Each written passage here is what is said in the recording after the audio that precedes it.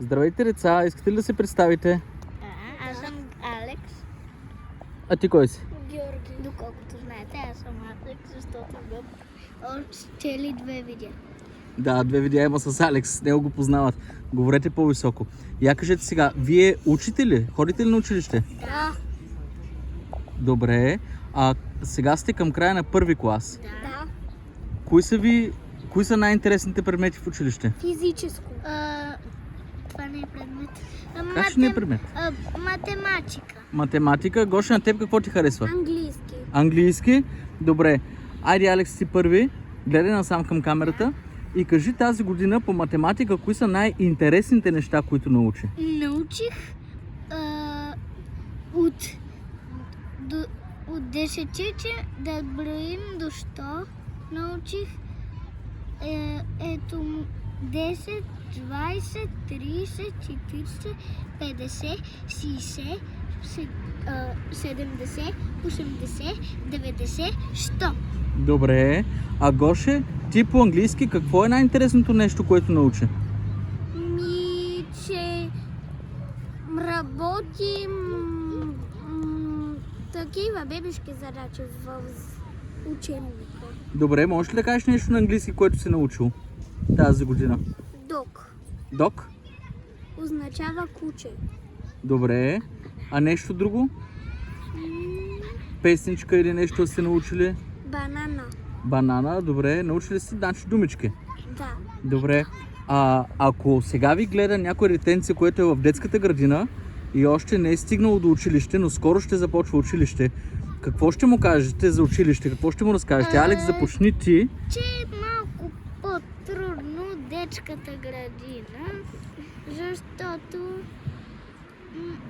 там пишем домашни и решаваме тетрадки и пишем листове и тетрадки, а в градината и един ден тетрадки или един ден листове само. Добре, Гоше, според теб каква е разликата? Какво трябва да знае едно дете, което ще става ученик? В училище не спим. Имам и правим диктовки. Друго? Имаме много домашни. Кои са ви госпожи на вас? Госпожа Бачварова и госпожа Стоянова. На теб, Гоше, коя ти е любимата госпожа? Госпожа Стоянова. Алекс, на теб коя ти моята е? е Бачварова. Така ли? Да. Добре. Акзар Хантин първи е нашето училище. Чудесно. Искате ли да станете втори клас? Да. Защо? Защото аз искам повече да се уча. Така ли? Да. А вие сега, като учихте по български буквите и да четете и да пишете, случва ли ви се да четете нещо, като вървите по улицата или като видите някъде написано, прочитате ли го? Да. Готино ли е да можете да четете? Да. Много е. А едно детенце, което е в детската градина и сега ще става първи клас, обяснете му защо е готино да може да чете.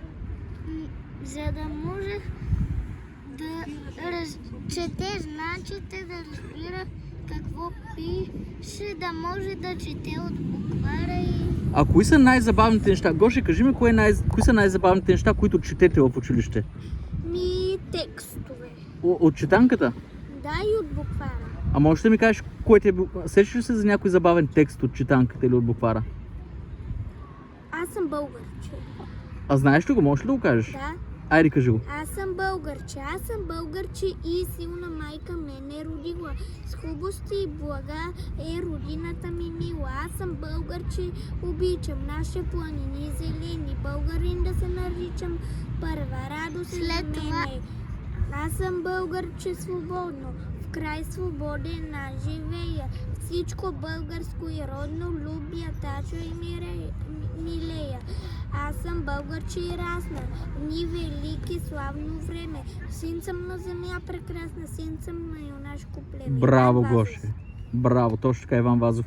Алекс, искаш ли ти да ми кажеш нещо, което сте чели интересно и сте го запомнили? Какво искаш да кажеш ти? Не. Запомнил съм Може ли да си пуснеш Първолак. блузката, че изглеждаш много странно така само? Първолак. Чакай секунда да го правя. Като казваш такива важни стихотворения, трябва да изглеждаш добре. Окей, кажи сега за първолак. Какво беше това? Първолак. О, забравих. Забравяй го. Аз ще кажа и аз съм българче. Добре, кажи и ти, аз съм българче. Аз съм българче. Аз съм българче и силна майка мене е родила. С хубости блага обилна е родината ми мила. Аз съм българче и расна. Аз съм българче и обичам нашите планини зелени. Българин да се наричам, първа радост е за мене. Аз съм българче свободно, в край свободен аз живея. Всичко българско и родно, любя тача и милея. Аз съм българче и расна, в дни велики, в славно време. Син съм на земя прекрасна, син съм на юнашко плеве Иван Звазов. Браво! А сега като го каза, спомня ли се за първолак как беше? Ти вкъщи го казваш много пъти. Първолак, той е истински герой, в зимен мраз и в летен зной. Не пропуска нов урок, не си дълъг скок под скок. Но внимава ли, нали, е на двора вън вали. Ето с двата крака скок в най-дълбока лупа и се върна за веда, си в иглив и вир вода. Браво! Сега, деца, имам един друг въпрос за вас. Кое ви е било най-досадно в първи клас? Айде, Гоше, кажи първо ти. Най-досадно. Имаме много домашни. Много домашни. Толкова много ли са? Най-вече понеделник, вторник, сряда и четвъртък. В петък не, защото имаме една домашна математика. Добре. Алекс, на тебе какво ти е най-досадно? Най-досадното беше, че като учихме в буквара... Малко по-високо, може ли да те чувам добре? Най-досадното беше, че като учихме в буквара, взимаме една буква и четем цели текстове с други букви, които не ги знаем.